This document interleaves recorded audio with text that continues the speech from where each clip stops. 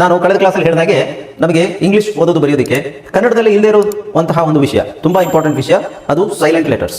ಅಕ್ಷರಗಳು, ಕೆಲವು ಅಕ್ಷರಗಳಲ್ಲ, ಬಹಳ ಅಕ್ಷರಗಳು, ಇನ್ಫ್ಯಾಕ್ಟ್ ಎಲ್ಲ ಅಕ್ಷರಗಳು ಎಕ್ಸೆಪ್ಟ್ ಕ್ಯೂ ಅನ್ನೋ ಅಕ್ಷರ ಬಿಟ್ಟು ಬೇರೆ ಎಲ್ಲ ಅಕ್ಷರಗಳು ಸೈಲೆಂಟ್ ಆಗಿರುತ್ತೆ. ಕ್ಯೂ ಮತ್ತೆ ವೈ, ಕೆಲವು ಕಡೆ ವೈ ಸೈಲೆಂಟ್ ಆಗಲ್ಲ.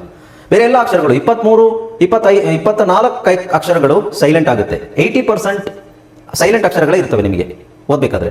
ಓಕೆ, ಅಂಡ್ ನಾನು ಹೇಳಿದಾಗೆ 50% ಸೈಟ್ ವರ್ಡ್ಸ್ ಇರುತ್ತೆ. ಸೊ ಹಾಗಾಗಿ ನಾವು ಫೋನಿಕ್ಸ್ ಬ್ಲೆಂಡಿಂಗ್ ಪ್ಯಾಟರ್ನ್ ಎಲ್ಲ ಕಡೆ ವರ್ಕ್ ಆಗಲ್ಲ. ಸೈಲೆಂಟ್ ಲೆಟರ್ಸ್ ನಮಗೆ ಎಲ್ಲಿ ಸೈಲೆಂಟ್ ಆಗುತ್ತೆ ಅನ್ನೋದು ಗೊತ್ತಿದ್ರೆ ಮಾತ್ರ ನಮಗೆ ಸ್ವಲ್ಪ ರೀಡಿಂಗ್ ಈಸಿ ಆಗುತ್ತೆ. ಇದನ್ನ ಯಾರೋ ಕೇಳಿದ್ರು, ಸರ್ ಹೇಗೆ ನೆನ್ಪಿಟ್ಕೊಳ್ಳೋದು? ನೆನಪು ಯಾಕೆ ಇಟ್ಕೋತೀರಾ? ನಾವು ಯಾವುದನ್ನು ನೆನ್ಪಿಟ್ಕೊಳ್ಳೋಕೆ ಟ್ರೈ ಮಾಡ್ತೀವಿ, ಅದು ನಾವು ಮರ್ತು ಬಿಡ್ತೀವಿ. ಸೊ ನೆನ್ಪಿಟ್ಕೊಳ್ಳೋಕೆ ಹೋಗಬೇಡಿ, ಜಸ್ಟ್ ಡೈಲಿ ಓದ್ತಾ ಇರಿ, ಬರಿತಾ ಇರಿ, ಅದು ಆಟೋಮೆಟಿಕ್ ಆಗಿ ನೆನಪಲ್ಲಿ ಇರುತ್ತೆ. ಅದು ಒಂದೇ ದಾರಿ. ಓಕೆ, ಮತ್ತೆ ನಾನು ಹೇಳಿದ್ದೀನಿ ಕೆಲವರಿಗೆ ಪ್ಯಾಟರ್ನ್ ಕೊಟ್ಟಿದ್ದೀನಿ. ಕೆ ಮುಂದೆ ಎನ್ ಬಂದಾಗ ಕೆ ಸೈಲೆಂಟ್ ಆಗುತ್ತೆ, ಎಲ್ ಆದ್ಮೇಲೆ ಎಂ ಬಂದರೆ ಎಲ್ ಸೈಲೆಂಟ್ ಆಗುತ್ತೆ. ಓಕೆ, ಸೊ ಇವೆಲ್ಲ ಕೆಲವು ಪ್ಯಾಟರ್ನ್ಸ್, ಎಲ್ಲದೂ ಅಲ್ಲ. ಓಕೆ, ಸೊ ಇಲ್ಲಿಂದ ಸ್ಟಾರ್ಟ್ ಮಾಡ್ತೀನಿ. ಹಾಯ್ ಫ್ರೆಂಡ್ಸ್, ಇದೊಂದು ವಿಶೇಷ ಸೂಚನೆ. ನಮ್ಮಲ್ಲಿ ಇದೀಗ ಆನ್ಲೈನ್ ಸ್ಪೋಕನ್ ಇಂಗ್ಲಿಷ್ ಕೋರ್ಸ್ನ ಹೊಸ ಬ್ಯಾಚ್ ಶುರುವಾಗಿದೆ. ನೀವು ಇನ್ಮೇಲೆ ಎಲ್ಲೂ ಹೊರಗಡೆ ಹೋಗಿ ಇಂಗ್ಲಿಷ್ ಕಲಿಯುವ ಅವಶ್ಯಕತೆ ಇಲ್ಲ. ಮನೆಯಲ್ಲೇ ಕೂತ್ಕೊಂಡು ಯಾವುದೇ ಟೆನ್ಷನ್ ಇಲ್ಲದೆ, ಏನು ಮುಗಿದಿರವಿಲ್ಲದೆ ಇಂಗ್ಲಿಷ್ ಮಾತಾಡೋದನ್ನ ಕಲಿಯಬಹುದು.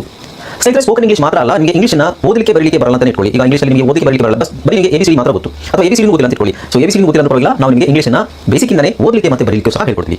ಅದು ಅಲ್ಲದೆ ನೀವು ಒಂದು ವೇಳೆ ಕನ್ನಡ ಬರಲ್ಲ ಅಂತ ಇಟ್ಕೊಳ್ಳಿ, ಕನ್ನಡನೂ ಹೇಳ್ಕೊಟ್ಟು, ಕನ್ನಡದಿಂದ ಇಂಗ್ಲಿಷ್ನ ಹೇಗೆ ಓದೋದು, ಕನ್ನಡನೂ ನಾವು ಹೇಳ್ಕೊಟ್ಟು, ಅದರ ಮೂಲಕ ಇಂಗ್ಲಿಷ್ನ ಹೇಗೆ ಕಲಿಯೋದು ಅನ್ನೋದನ್ನ ನಾವು ಈ ಕೋರ್ಸಲ್ಲಿ ಇನ್ಕ್ಲೂಡ್ ಮಾಡಿದ್ದೀವಿ. ಸ್ನೇಹಿತರೆ, ಈ ಕೋರ್ಸ್ನ ಚಿಕ್ಕ ಮಕ್ಕಳನ್ನು ಹೊರತುಪಡಿಸಿ ಬೇರೆ ಯಾರು ಬೇಕಾದ್ರೆ ಈ ಕೋರ್ಸ್ಗೆ ಜಾಯ್ನ್ ಆಗಬಹುದು. ನೀವು ಕೆಲಸಕ್ಕೆ ಹೋಗಿರ್ಬೋದು, ಮನೆಯಲ್ಲಿ ಇರ್ಬೋದು, ಅಥವಾ ನೀವು ಯಾವುದೋ ಒಂದು ಬಿಸ್ನೆಸ್ ಮಾಡ್ತಾ ಇರ್ಬೋದು. ಓಕೆ, ಸೊ ಯಾರು ಬೇಕಾದ್ರೂ ಈ ಕೋರ್ಸ್ನ ಜಾಯ್ನ್ ಆಗಬಹುದು. ಹಾಗಾದ್ರೆ ಸ್ನೇಹಿತರೆ, ತಡ ಯಾಕೆ? ಈ ಸ್ಪೋಕನ್ ಇಂಗ್ಲಿಷ್ ಕೋರ್ಸ್ ಮತ್ತು English basic reading and writing ಕೋರ್ಸ್ನ ಜಾಯ್ನ್ ಆಗಬೇಕು ಅಂತ ಆಸಕ್ತಿ ಇರೋರು ಈ ಕೂಡಲೇ ನಿಮ್ಮ ಫೋನ್ ತೆಗೆದುಕೊಳ್ಳಿ, ಹಾಗೂ ಇಲ್ಲಿ ಬರ್ತಿರುವಂತಹ ನಂಬರ್ಗೆ ಅಥವಾ ಕೆಳಗಡೆ ಬರ್ತಾ ಇರುವಂತಹ ನಂಬರ್ಗೆ ನೀವು ಕರೆ ಮಾಡತಕ್ಕದ್ದು, ಅಥವಾ ವಾಟ್ಸ್ಆಪ್ನಲ್ಲಿ ಸಂಪರ್ಕಿಸಿ ನಿಮ್ಮ ಹೆಸರನ್ನ ರಿಜಿಸ್ಟರ್. ನೆಕ್ಸ್ಟ್, ಸೈಲೆಂಟ್ ಓ ಎಲ್ಲೆಲ್ಲಿ ಸೈಲೆಂಟ್ ಆಗುತ್ತೆ ನೋಡಿ. ಓ ಜಾಸ್ತಿ ವರ್ಡ್ಸಲ್ಲಿ ಸೈಲೆಂಟ್ ಆಗಲ್ಲ, ಬಟ್ ಸ್ಟಿಲ್ ಓನ ಸೈಲೆಂಟ್ ವರ್ಡ್ಸಲ್ಲಿ ಇನ್ಕ್ಲೂಡ್ ಮಾಡ್ತಾರೆ. ಉದಾಹರಣೆಗೆ ಇಲ್ಲಿ ನೋಡಿ, COM, ಕಂಫರ್ಟಬಲ್. Okay, comfortable.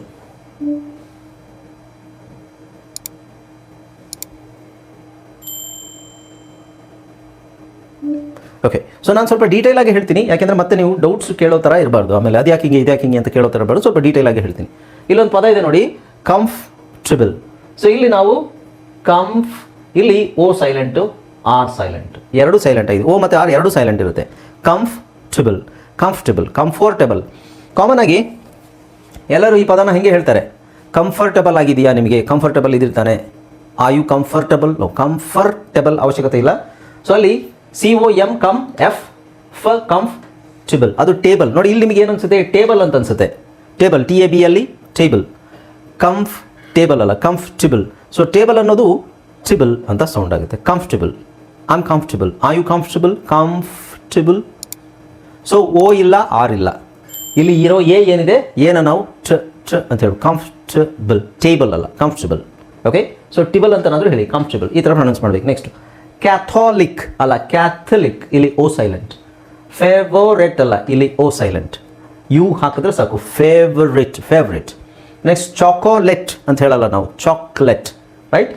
ಇಲ್ಲಿ O silent, chocolate.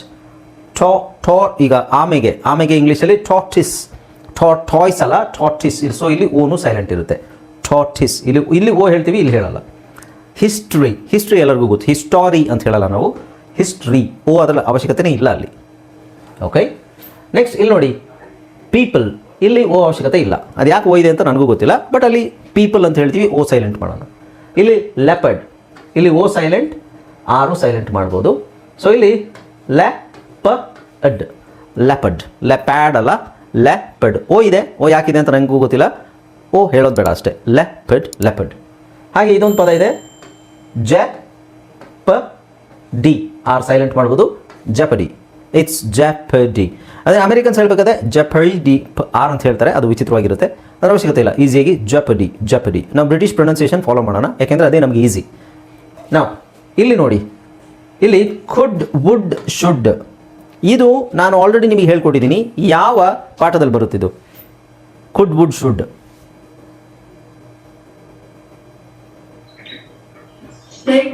Site words. Yes, sight words ಅಲ್ಲಿ ಬರುತ್ತೆ ಅಲ್ವಾ? ಸೈಟ್ ವರ್ಡ್ಸ್ ಅಲ್ಲಿ ಕುಡ್, ವುಡ್, ಶುಡ್. ಹಾಗಾಗಿ ನೀವು ಯಾವ ಅಕ್ಷರ ಸೈಲೆಂಟ್ ಆಗಿದೆ ಅಂತ ತಲೆ ಕೆಡಿಸ್ಕೊಳ್ಳೋ ಅವಶ್ಯಕತೆ ಇಲ್ಲ. ರೈಟ್? ಬೇಸಿಕ್ಲಿ ಇಲ್ಲಿ ಓ ಅವಶ್ಯಕತೆ ಇಲ್ಲ, ಇಲ್ಲಿ ಎಲ್ ಸೌಂಡು. ಸೊ ಉಳಿಯೋದು ಯಾವುದು? CUD. ನಾವು ಬರೀ CUD ಅಂತ ಬರೆದ್ರೆ ಹೆಂಗೆ ಓದ್ತೀವಿ? ಕಡ್ ಅಂತ ಓದ್ತೀವಿ ಅಲ್ವಾ? ಸೊ ಹಾಗಾಗಿ ಇದನ್ನು ಈ ಥರ ಬರೀ ಕುಡ್, ಇಲ್ಲಿ ಓ ಸೈಲೆಂಟ್, ಎಲ್ ಸೈಲೆಂಟ್, ಇಲ್ಲಿ O silent, L silent. Okay, so ಇದೊಂದು ವಿಚಿತ್ರ ಪದ ಕಬರ್ಡ್.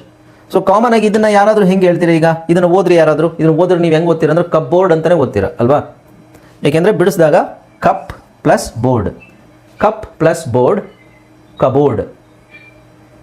ನಿಮ್ಮ ಮನೇಲಿ ಕಬೋರ್ಡ್ ಇದೆಯಾ ಅಂತ ಕೇಳಿದ್ರೆ ಅಫ್ಕೋರ್ಸ್ ಎಲ್ಲರೂ ಏನು ಹೇಳ್ತೀರಾ? ಹೌದು, ನಮ್ಮ ಮನೇಲಿ ಕಬೋರ್ಡ್ ಇದೆ ಅಂತ ಹೇಳ್ತೀವಿ.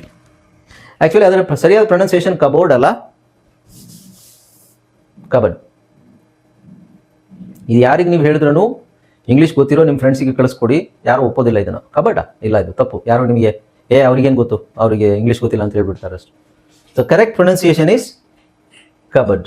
ಇದರಲ್ಲಿ ಪಿ ಸೈಲೆಂಟ್ ಇದೆ, ಎ ಅಥವಾ ಓ ಯಾವುದಾದ್ರು ಸೈಲೆಂಟ್ ಇದೆ ಅಂತ ಹೇಳ್ಬೋದು. ಓನೇ ತಗೊಳ್ಳೋಣ ನಾನು, ಓ ತಗೊಂಡಿರೋದಕ್ಕೆ ಓ. ಸೊ ಉಳಿದಿರೋ ಅಕ್ಷರ ಯಾವುದು? C U B A R D.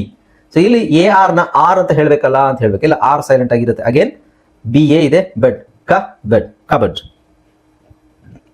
ವಿಚಿತ್ರ ಪದಗಳಲ್ಲಿ ಇದು ಒಂದು. ಓಕೆ, ಮತ್ತೆ ಸ್ವಲ್ಪ ಬ್ಲರ್ ಆಗ್ತಾ ಇದೆ, ಸ್ವಲ್ಪ ಅಡ್ಜಸ್ಟ್ ಮಾಡ್ಕೊಳ್ಳಿ. ಆಮೇಲೆ ಇನ್ನು ಎಲ್ಲಿ ಓ ಸೈಲೆಂಟ್ ಆಗಿರುತ್ತೆ, ಓ ಇನ್ನೆಲ್ಲೆಲ್ಲಿ ಸೈಲೆಂಟ್ ಆಗಿರುತ್ತೆ ಅಂತ ಹೇಳಿದ್ರೆ, ಯಾವುದೇ ಪದದಲ್ಲಿ ಕೊನೆಯಲ್ಲಿ ಓ ಯು ಎಸ್, ಓ ಯು ಎಸ್, ಓ ಯು ಎಸ್, ಓ ಯು ಎಸ್, ಓ ಯು ಎಸ್, ಯಾವುದೇ ಪದದಲ್ಲಿ ಕೊನೆಯಲ್ಲಿ ಅಥವಾ ಮಧ್ಯದಲ್ಲಿ, ಯೂಶುವಲಿ ಕೊನೆಯಲ್ಲೇ ಬರುತ್ತೆ ಇದು. ಬಟ್ ಈ ಪದ ಕೆಲವು ಪದದಲ್ಲಿ ಡೇಂಜರಸ್ಲಿ ಅಂತ ಬರುತ್ತೆ, ಎಲ್ ವೈ ಬರುತ್ತೆ. ಬಟ್ ಬೇಸಿಕಲಿ ನಿಮಗೆ ಓ ಯು ಎಸ್ ಪದ ಮಧ್ಯದಲ್ಲಿ ಬಂದ್ರು, ಓ ಯು ಎಸ್ ಪದ ಕೊನೆಯಲ್ಲಿ ಬಂದ್ರು ಅದರಲ್ಲಿ ಎಸ್ ಓ ಸೈಲೆಂಟ್ ಆಗಿರುತ್ತೆ. ಸೊ ಇದನ್ನ ಹೆಂಗೆ ಹೇಳ್ತೀವಿ ನಾವು?